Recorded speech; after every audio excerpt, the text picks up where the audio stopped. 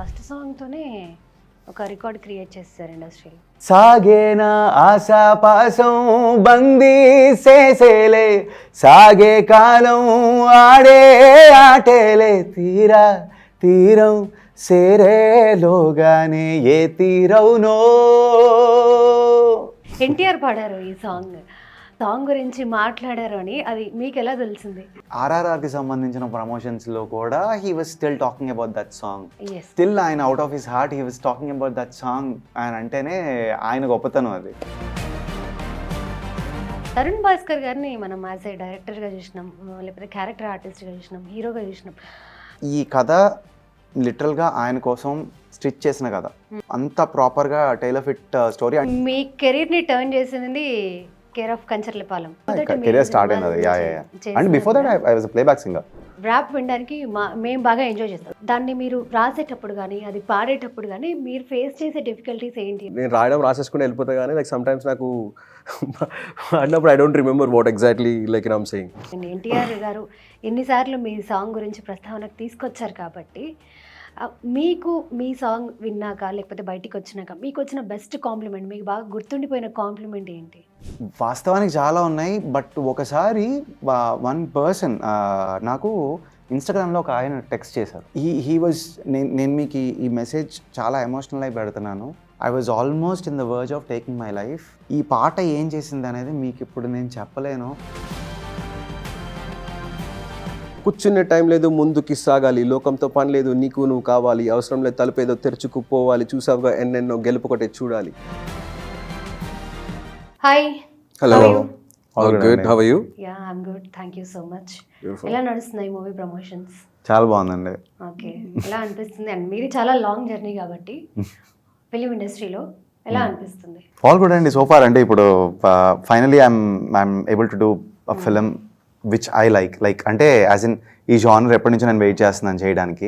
So rest of the films I like to, నేను అనేది ఈ జానర్లోకి రావటం it was exciting for me and yeah looking forward. Yeah, and మీరు ఎన్ని years నుంచి ఉన్నారు film industry?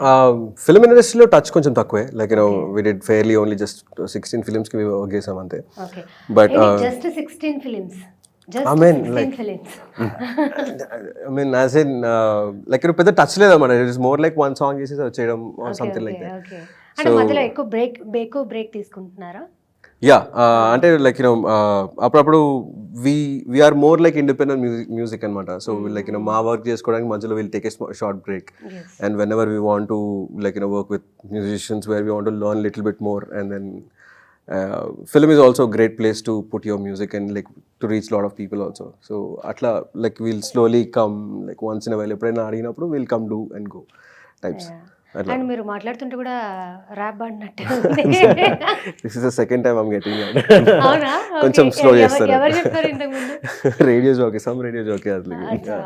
And coming to గాయపడ్డ సింహం, and song was very good, చాలా బాగుంది. అండ్ ఇప్పుడున్న జనరేషన్కి బాగా కనెక్ట్ అవుతుంది ఈ సాంగ్, బికాస్ ఆ ట్రైలర్ చూసాక ఇటువంటి ప్రాబ్లమ్స్ ఫేస్ చేసేవాళ్ళు ఈ జనరేషన్లో చాలామంది ఉన్నారు.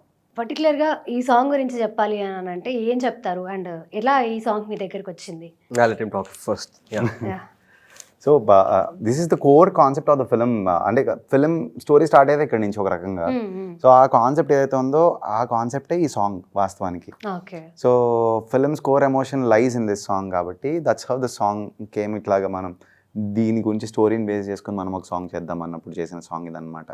So this is technically the soul of the GPS గాయపడ్డ సింహం స్టోరీ. అంటే ఒక స్టోరీ చెప్పాక సాంగ్ ఇలా ఉండాలి అని, లేకపోతే ఈ అంటే మాకు ఇలా కావాలి అని డిస్కషన్ అసలు ఎలా జరుగుతుంది ఒక ఫిల్మ్కి మ్యూజిక్ డైరెక్ట్ చేసేటప్పుడు? సో బేసికల్లీ వాళ్ళు కాన్సెప్ట్ చెప్తారు, స్టోరీ చెప్తారు. స్టోరీ చెప్పిన తర్వాత ఈ పర్టికులర్ రిక్వైర్మెంట్కి మనం ఒక సాంగ్ చేద్దాము అన్నప్పుడు some people come up with reference already. Like నాకు ఇలాంటిది, నాకు ఈ పర్టికులర్ సాంగ్ నచ్చింది, సో ఈ స్టైల్లో మనకి పాట ఉంటే బాగుండు అనుకుంటున్నాను. కొంతమంది directors they work that way. కొంతమంది డైరెక్ట్గా ఫ్రీ హ్యాండ్ ఇస్తారు. అండ్ దీంట్లో నాకు ఆల్మోస్ట్ ఫర్ ఎవ్రీ సాంగ్ నాకు ఫ్రీ హ్యాండ్ ఇచ్చారు. ఇచ్చి మీ ఇష్టం అని అన్నారు. And this genre has a scope to do a lot of experiment. Yes అవును. సో ఛాన్స్ దొరికింది, చేసేసాం. అండ్ ఫస్ట్ ఈ ప్రాజెక్ట్లోకి స్పీకర్ అగస్వి ఎలా వచ్చారు? ఎవరిది థాట్? తరుణ్ భాస్కర్ గారిదా లేకపోతే కశ్యప్దా? సో భాను గారు he called me once, producer, one of producer Bhanu గారు హీ కాల్డ్ ఒకసారి ఇదొక డిఫరెంట్ స్టోరీ అండి, ఒకసారి వినండి, నాకు తెలుసు మీరు స్టోరీ వినిగానే చెప్తారని, సో ఒకసారి వినండి, would be great if we can work together, it will be a crazy combination, ఒకసారి వింటారా?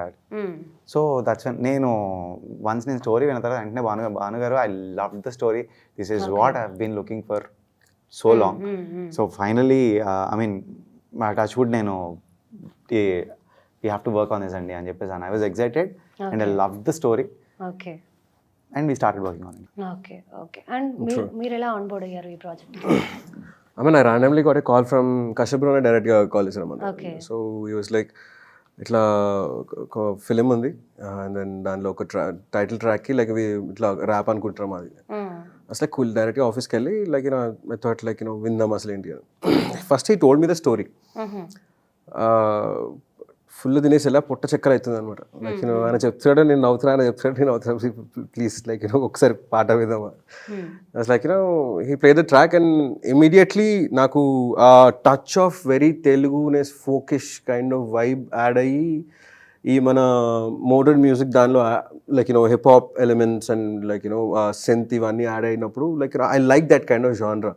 అంటే ఎప్పటి నుంచో చేద్దాం కానీ ఎట్లా చేయాలో తెలియదు, but like I know that sound is interesting.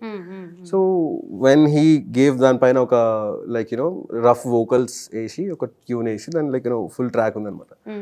Like this sounds good, I will do whatever I can. Story అర్థమైంది నాకు and I will feel like story కోసం I write exactly what that characters is doing in that the whole song. Producers వచ్చి last మినిట్లో కూడా కొన్ని changes చెప్తారు. It was very difficult. అంటే అప్పటి వరకు మా మైండ్లో ఒక విజన్ ఉంటుంది, అంత తక్కువ టైంలో మళ్ళీ చేంజెస్ చేయాలంటే మాకు కష్టమవుతుంది అని చెప్పి చెప్తూ ఉంటారు. మీరు అట్లాంటి ప్రాబ్లమ్స్ ఏమన్నా ఫేస్ చేశారా ఇండస్ట్రీలో? అది యూనివర్సల్ అండి. ఇప్పుడు కొన్నిసార్లు కొన్ని చేంజెస్ అవసరం, కొన్నిసార్లు కొన్ని changes personally you might feel ఇది ఉంటే బాగుండు అని. అది it can be creatively necessary or not అనేది ఒకటైతే కనుక జనానికి అది అర్థమవుతుందా లేదా అనేది ఇంకొకటి. But at the end of the day taste matters కదా. So this is a circle. సో దీని నుంచి I have experienced multiple times. And then like when you working with big projects you can easily see that. చెప్తారా ఏ projects? Like I can't name it, but I'll tell you. మీరు బాగా అవుతున్నారు. నేను అడిగిన. See, I got inspired by Eminem, not so much as I'll become a controversial. But like when you're dealing with big stars and big things, like వాళ్ళది ఏంటంటే already ఒక persona ఉంటుంది, దీనిలో ఫ్యూ వర్డ్స్ వాళ్ళకి ఫిక్స్ అయి ఉంటాయి and you can't use other words over here. But మనం రాసేటప్పుడు అట్లా రాయం కదా, లైక్ ఆ స్టోరీకి ఏది ఫిక్స్ అవుతుంది అని చెప్పి రాసేస్తాం.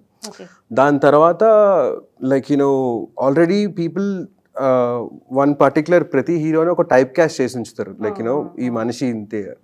So when you dealing with a big brand like you can't experiment much. దానికి ఒక సర్టెన్ వే ఉంటుంది అనమాట. ఆ బాక్స్ ఇంతే ఉంటుంది, ఆ బాక్స్లోనే పెట్టాలి. They can't experiment much. ఒకవేళ ఎక్స్పెరిమెంట్ చేస్తే we don't know like whether it's gonna కింద పడిపోతుందో తెలియదు, ఎక్కడికి వెళ్తుందో తెలియదు. సో ఆ పాయింట్లో you can't experiment much. And I saw these kind of setups mostly when you do dealing with the bigger stars and like big films especially, because వాళ్ళకి ఏంటంటే story and then that person like that section is very important. ఆ words కొన్ని words you can't use, కొన్ని tag lines you can't use. So anything that falls into their brand bucket అవే use చేయాలన్నమాట. This is what I saw most of the time. ఇప్పుడు వచ్చే కొన్ని ఫిలిమ్స్లో ఎలా ఉంటాయంటే అక్కడ యాక్చువల్లీ పాట అవసరం ఉండదు, బట్ అన్వాంటెడ్లీ దాన్ని అక్కడ ఎక్కిస్తూ ఉంటారు అనమాట. సో అట్లా కాకుండా అది కాదు ఆర్గానిక్గా ఇఫ్ ఎ సాంగ్ కమ్స్, అది మీకు ఒకవేళ అర్థం కాకపోయినా కాసేపటికి ఆ సాంగ్ ఎందుకు వచ్చింది, ఆ సాంగ్కి సంబంధించి లింక్ తర్వాత ఎందుకు ఉందనేది కూడా అర్థమయ్యేంత లెవెల్లో లేయర్స్ టై చేసి ఉన్నాయి ఒక్కొక్క దానికి. సో ఇందులో ప్రతిదీ కూడా tailor fit for the film. Ya, okay.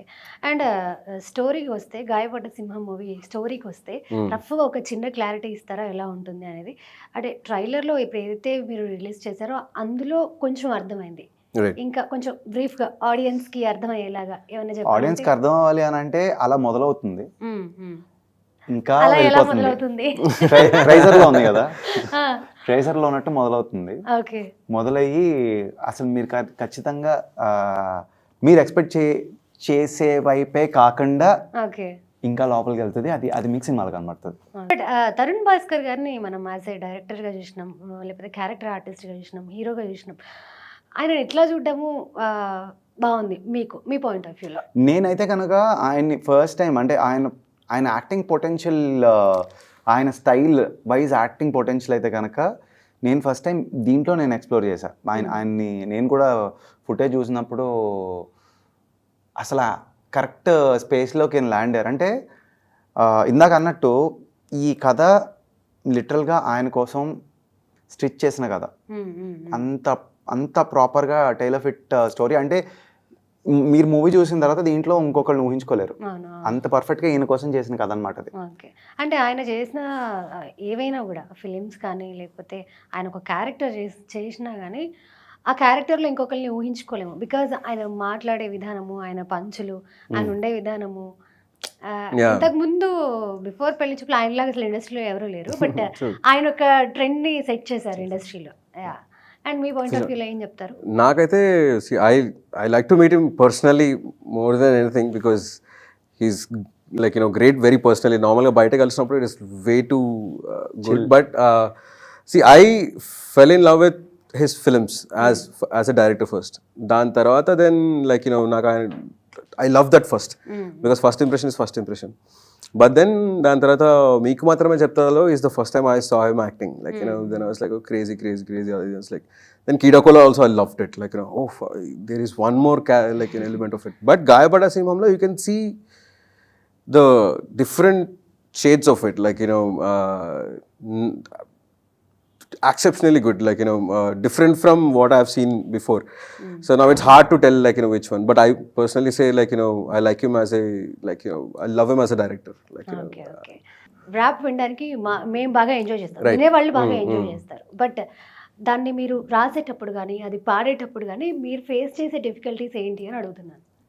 నాకు చాలా వరకు డిఫికల్టీ ఏంటంటే గుర్తు తెచ్చుకోవడం. లైక్ నేను రాసేసుకుని వెళ్ళిపోతా, కానీ లైక్ సమ్ టైమ్స్ నాకు అన్నప్పుడు I don't remember what exactly like I'm saying. But అన్నిటికంటే like I will tell you one of the very logical difficulty that comes. అదేంటంటే మన లాంగ్వేజ్లో ర్యాప్ రాయడం, లైక్ మన లాంగ్వేజ్లో పోయిటరీ టైప్స్లో రాయడం లైక్ ఇస్ బ్యూటిఫుల్. బట్ మన ట్రైసెలబిక్ లాంగ్వేజ్లో అంటే ప్రతి ఒక్కటి మన దానిలో 3 syllablesలో ఎండ్ అవుతుంది అనమాట. దానిలో ఈ like rap kind of fixing that into that, అంటే 2 syllablesలో ఎక్కువ ర్యాప్ అంతా ఎక్కువ 2 syllables కానీ 1 syllable కానీ నడుస్తుంటుంది అనమాట. ఏదైనా ఓకే, దీంట్లో పాడినా ఓకే, గాయపడ్డ సింహంలో పాడినా ఓకే. ఓకే. అడవిలోన సింహం ఊరు దాటబట్టే, తట్టబుట్ట అన్ని సర్దుకొని సాగబట్టే, ఊరు దాటేలోపే తెల్ల పిల్లి అడ్డుపడగ యూటర్న్ కొట్టుకొని మళ్ళీ తిరిగి ఇంటికి వచ్చే. So I'll sing that in the last actually. Okay.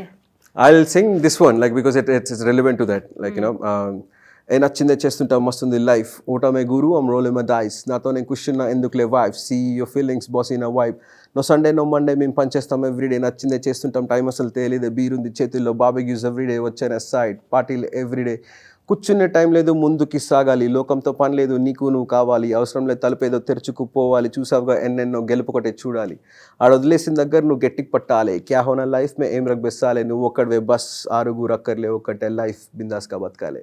మీ కెరీర్ని టర్న్ చేసింది కేర్ ఆఫ్ కంచర్లపాలెం, అండ్ దాని గురించి మాట్లాడాలి అని అంటే మీ కెరీర్ని టర్న్ చేసింది అయితే అదే కదా. బిఫోర్ దట్ కెరీర్ స్టార్ట్ అయింది. And before that I was a playback singer. Playback singer. I was assisting for Mani Sharma garu for almost 5 years atla. And I was singing for different composers at that time. And Kancharapalam became my first film. Yeah.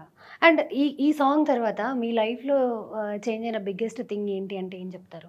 Change అయిన biggest thing ఏంటి అని అంటే ఇంకా career change అయింది.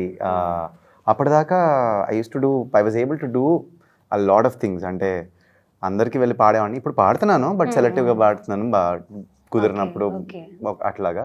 But అప్పట్లో ఇది అది అని తేడా లేకుండా musically every work I used to handle and work for lot of people. Okay. And once Kancharapalem తర్వాత ఇంకా I started taking up films as a music director only. ఎప్పుడైనా కుదిరినప్పుడు ఎవరికైనా పాడుతున్నాను, బట్ కంప్లీట్గా ఇంకా this is taking all of the time. And కాంచరపాలెంతో పాటు నేను చేసిన ఇంకో పని ఏంటి అని అంటే, we started a band also. I mean, I went into the band called Niraval. Okay. So అప్పటికి బ్యాండ్ సీన్ లేదు ఇక్కడ. So there are only 2-3 bands in Okay. in Hyderabad. అప్పటికి బ్యాండ్ కల్చర్ స్టార్ట్ ఏ కాలేదు. ఇయర్లో ఇది? 2016 లో. 16. Okay. Yeah. So 17 Kancharapalem came no. So 16 before అంటే కంచరపాలెం వర్క్ అయిపోయింది రిలీజ్కి ముందు. ఓకే. ఆ టైంలో నేను ఈ బ్యాండ్ అనమాట.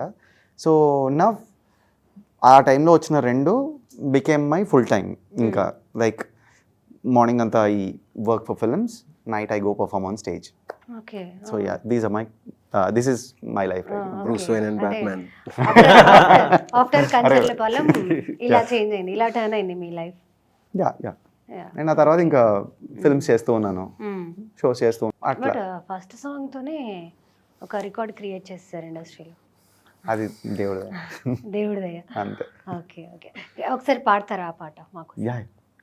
నిండు పున్నవేళ మబ్బు కమ్ముకొచ్చి సింహ సీగటల్లిపోతుంటే నీ గమ్యం గందరగోళం, దిక్కు తోచకుండా తల్లడిల్లిపోతూ పల్లటిల్లిపోయి నీ ఉంటే తీరేనా నీ ఆరాటం, ఏ హేతువు నుదుటి రాతల్ని మార్చిందో నిశితంగా తెలిసేదెలా, రేపేటవును తేలాలంటే నువ్వెదురు చూడాలిగా, ఓ అటు పోటు గుండె మాటుల్లోనా సాగేనా ఆశాపాసం బందీ చేసేలే, సాగే కాలం ఆడే ఆటేలే, తీరం సేరేలోగానే ఏ తీరవునో. ఎన్టీఆర్ పాడారు ఈ సాంగ్. సో అది ఎలా తెలిసింది మీకు? లైక్ ఆయన ఇలా పాడారు, ఈ సాంగ్ గురించి మాట్లాడారు అని అది మీకు ఎలా తెలిసింది? సో ఒకసారి Krish garu, NTR garu, they came to one of our shows. మేము షోస్ చేస్తూ ఉంటాం కదా, weekly we perform no. So one of the shows they came. Okay. ఆ రోజు వచ్చారు క్రిష్ గారు. నేను చూడాల, బికాస్ హూ కమ్స్, మన అందరినీ చూడలేం కదా. సో నాకు తెలియదు వీళ్ళు వచ్చినట్టు. క్రిష్ గారు కనిపించినప్పుడు నేను పలకరించాను, హాయ్ సార్ ఎలా ఉన్నారు, ఆడిన తర్వాత ఎలా ఉన్నావు ఏంటి అంత. బికాస్ క్రిష్ గారిని నేను గౌతమిపుత్ర శాతకర్ణి టైంలో, అంటే మణిగారితోటే కదా ఆయన వర్క్ చేశాను అంత ముందు. సో అక్కడ అండ్ గౌతమిపుత్ర శాతకర్ణిలో ఐ సాంగ్. సో అప్పుడు నేను ఆయన ప్లేబ్యాక్ సింగర్ గానా? Yeah, there is one song, it's kind of group song. So దాంట్లో నేను పాడాను, ఆయన కలిసాను. సో మాకు పరిచయం ఉంది అప్పటికి. సో ఇలా కలిసినప్పుడు నేను మాట్లాడుతూ ఉన్నాను, speaker by the way Tarak came today sing one of his song అన్నాడు. అండ్ ఆ రోజు సెట్ లిస్ట్లో బ్యాండ్ మెంబర్స్, బికాస్ అప్పుడు మాకున్న బ్యాండ్ సెటప్లో 5 of us were from 5 different states అనమాట. ఓకే. సో ఒకతను గుజరాత్ నుంచి, ఒకతను కేరళ నుంచి, ఒకతను తమిళనాడు నుంచి, తెలంగాణ, ఆంధ్ర, ఇట్లా 5 states ఉండే. సో అందరికీ తెలుగు సాంగ్స్ అన్ని రావు. Whatever syllabus was given అది మాత్రమే అనమాట. ఇప్పుడు అంటే మా వాళ్ళు కంప్లీట్గా ఇంకా తెలుగు వాళ్ళు అయిపోయారు అందరూ. సో అయిపోయారు. So that was the beginning no. So అయితే అప్పుడు ఇట్లాగా తారక్ ఏమన్నప్పుడు what I told them was, okay you guys do the Punjabi that we are doing and just follow my lead and నేను చూసుకుంటాను అని చెప్పేసి మెల్లగా we are doing some Punjabi and పంజాబీలోంచి మెల్లగా we came in to we brought in NTR song and we did like that. And చేసిన తర్వాత అరే భలే ఉంది అని చెప్పేసి క్రిష్ గారు అనుకున్నాను. But I didn't see him, because కొంచెం ఆయన వచ్చారని తెలిస్తే ఇమీడియట్గా క్రౌడ్ ఇదవుతుంది కదా. So but after the show I went, he wanted to meet me. We went and I went to his place. అక్కడ అందరం కలిసాము. And that day Krish garu was there, Neel was there, everyone were there. ఆ రోజు it was like a small get together. So అందరూ మంచిగా కలిసి and he personally spoke to me, మీకు తెలియదు మీరు అలాంటి పాట చేశారో, it was beautiful, that is my favourite song అని చెప్పేసి ఆయన అన్నారు. అంటే ఇట్ వాస్ అప్పుడే కదా నేను I started doing music. So it was overwhelming for me. ఆ తర్వాత RRRకి సంబంధించిన ప్రమోషన్స్లో కూడా he was still talking about that song. అంటే అంత హీ సో స్వీట్ దట్ ఆ పాట గురించి మాట్లాడే అంత గొప్పతనం ఆయనది. అంటే ఆ సినిమాకి సంబంధించింది కాకపోయినా స్టిల్ ఆయన out of his heart he was talking about that song. ఆయన అంటేనే ఆయన గొప్పతనం అది. And I'm so glad that he spoke అలా. అండ్ ఫస్ట్ ఇలా పాడారు అని చెప్పి తెలిసినప్పుడు ఎన్టీఆర్ గారు ఎన్నిసార్లు మీ సాంగ్ గురించి ప్రస్తావనకు తీసుకొచ్చారు కాబట్టి మీకు మీ సాంగ్ విన్నాక లేకపోతే బయటికి వచ్చినాక మీకు వచ్చిన బెస్ట్ కాంప్లిమెంట్, మీకు బాగా గుర్తుండిపోయిన కాంప్లిమెంట్ ఏంటి? వాస్తవానికి చాలా ఉన్నాయి. బట్ ఒకసారి వన్ పర్సన్ నాకు ఇన్స్టాగ్రామ్లో ఒక ఆయన టెక్స్ట్ చేశారు. సో హీ వాజ్ నేను మీకు ఈ మెసేజ్ చాలా ఎమోషనల్ అయి పెడుతున్నాను. I was almost in the verge of taking my life. ఈ పాట ఏం చేసింది అనేది మీకు ఇప్పుడు నేను చెప్పలేను, కానీ మీకు చాలా చాలా చాలా చాలా థ్యాంక్స్, ఇంతకుమించి నేను చెప్పలేను అని ఆయన ఒక మెసేజ్ పెట్టారు. సో దట్స్ వెన్ అంటే అది లిటరల్గా నేను ఏదో ఒక క్యాజువల్ మెసేజ్, పాట బాగుందని చెప్తున్నారు అని అనుకున్నా. బట్ యాజ్ ఐ స్టార్టెడ్, అంటే నేను ఇప్పుడు చాలా క్లుప్తంగా చెప్పాను, కానీ ఆయన అది రాసినప్పుడు నాకు అమ్మో అనిపించింది. Like definitely that credit goes to more than me, Vishwa గారికి that credit has to go because of the lyrics also that has made that magic. But నిజం, అది వాళ్ళకు ఉండే ప్రెషర్ ఎలా ఉంటుంది అనేది బయట directors also should give free hand. Problem కూడా ఎట్లా అని అంటే అది యూట్యూబ్ కామెంట్స్ లో ప్రాబ్లం వస్తుంది. మ్యూజిక్ డైరెక్టర్ దొరికిపోతారు, కంపోజర్ అప్పుడు ఇంకా ఇష్యూయే కదా. ఇప్పుడు ఎందుకంటే ఇప్పుడు younger generation is having much more exposure when it comes to the world music. Access. So ఇప్పుడు ఇదివరకు అంటే కనుక మనం ఒక ఇంగ్లీష్ సాంగ్ని యాజ్ ఇట్ ఈస్గా తెలుగులోకి తీసుకొచ్చిన సందర్భాలలో వాళ్ళ పాటలకు అసలు ఆ పాట ఎగ్జిస్ట్ అవుతుందని కూడా తెలియని జనరేషన్ ఒకప్పుడు ఉండింది. ఇప్పుడు ఏంటంటే no matter you bring a little bit of an element, ఇది ఆ పాట కదా అని అనటానికి రెడీగా ఉన్నా కదా. ఎంత ఫాస్ట్ అంటే ఒక మీమ్ వేసేసి కొడుతుంది సినా. అదే కదా, మళ్ళీ నాగార్జున గారి సీన్ తీసుకుని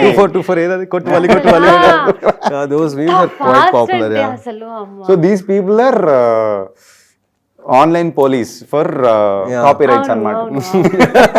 చాలా ఫాస్ట్ గా పట్టేస్తారు. సాంగ్ రిలీజ్ అయిన విత్ ఇన్ 10-15 minutes లో పట్టేస్తారు. అంటే ఆల్సో ఇంకో ప్రాబ్లం ఏంటంటే there are few sample packs అని ఉంటాయి అనమాట. లైక్ స్ప్లైస్ అని ఒకటి ఉంటుంది, దాని తర్వాత there are bunch of sample packs ఉంటాయి. ఆ శాంపిల్ ప్యాక్స్ లో కొన్ని సౌండ్స్ ఉంటాయి, అది ఎంతమంది అన్నా వాడచ్చు. ఒకసారి వాడిన తర్వాత ఇంకోటి వాడదని ఏం లేదనమాట. సో అట్లా అక్కడి నుంచి కూడా ఉంది. ఇప్పుడు ఫర్ ఎగ్జాంపుల్ కనిపెట్టరు అన్న సాంగ్, ప్రియరాగాలే సాంగ్ ఉంది కదా, ప్రియరాగాలే సాంగ్ లో సో నాగార్జున గారిది ఉంది కదా. యా సో ఇప్పుడు అది కూడా ఒక శాంపుల్ ప్యాక్ గానే ఉండింది ఆ టైంలో, ఇఫ్ ఐఎమ్ నాట్ రాంగ్. ముందు ఆ సాంగ్స్ చూడడానికి అండ్ ఫిల్మ్ చూడడానికి చాలా ఈగర్గా వెయిట్ చేస్తున్నాము. ఎంత పాసిబుల్ అయితే అంత తొందరగా రిలీజ్ చేయండి. Yes, of course. Okay, thank you so much. We'll meet again. Yeah, 100%.